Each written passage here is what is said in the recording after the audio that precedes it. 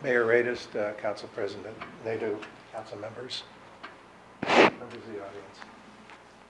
Last Sunday, February 3rd, was the 76th anniversary of the sinking of the U.S. Army transport Dorchester and the selfless acts of the 4 chaplains who were aboard. February 3rd is now commemorated as 4 Chaplains Day. When I was in public school, I learned about the 4 chaplains during what was called Brotherhood Week, a commemoration organized by the National Conference of Christians and Jews to respond to anti-immigration, anti-Catholic, and anti-Jewish sentiment in the 1920s. Here's the remarkable story of the 4 chaplains. The troop ship Dorchester departed St. John's, Newfoundland for an American base in Greenland on January 23, 1943. 4 chaplains were aboard the ship: Methodist minister Reverend George Fox, Rabbi Alexander Good, Dutch Reformed minister Reverend Clark Poling, and Roman Catholic priest Father John Washington. These 4 chaplains were first lieutenants and had met each other during their training at Army Chaplain School, but like so many World War II participants, they came together from different backgrounds. The 4 chaplains were aboard the Dorchester when shortly after midnight on February 3rd, the ship was struck by 3 torpedoes from a German submarine. The torpedoes tore a hole in the starboard side of the ship from below the waterline to the top deck. All electricity was knocked out. The ship was without light or public address. Panic set in. Many were trapped below decks. Abandoned ship was passed from man to man. The 4 chaplains calmed the men, helped the wounded, handed out life vests, and directed men to lifeboats.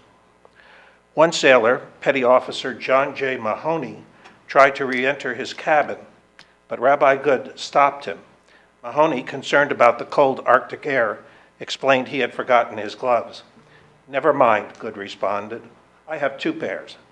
The rabbi then gave the petty officer his own gloves, and in retrospect, Mahoney realized that Rabbi Good was not conveniently carrying 2 pairs of gloves, and that the rabbi had decided not to leave the Dorchester. When the chaplains ran out of life vests to give to the other sailors, they gave theirs away. One witness, Private William B. Bednar, found himself floating in oil-smeared water, surrounded by dead bodies and debris. "I could hear men crying, pleading, and praying," Bednar recalls. "I could also hear the chaplains preaching courage. Their voices were the only thing that kept me going." As the Dorchester sank, the 4 chaplains were seen, linked arm in arm, praying as they went under. According to some reports, survivors could hear English, Hebrew, and Latin mixed in the prayers of the chaplains. 672 of the 902 officers, enlisted men, merchant seamen, and civilian workers aboard the Dorchester died. Many of the survivors owe their lives to the courage and leadership exhibited by 4 chaplains who, in sacrificing their lives, created a unique legacy of brotherhood.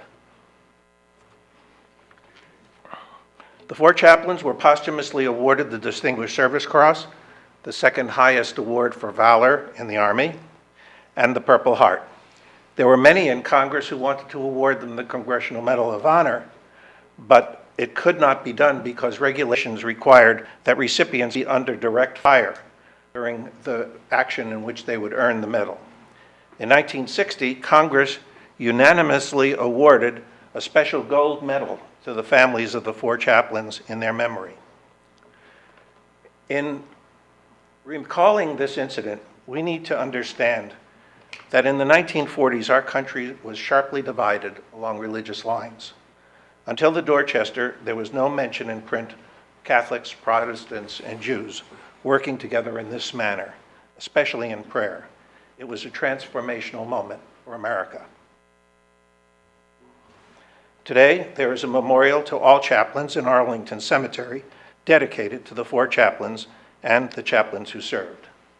But I experienced another kind of memorial that was so ordinary that it's not recognized.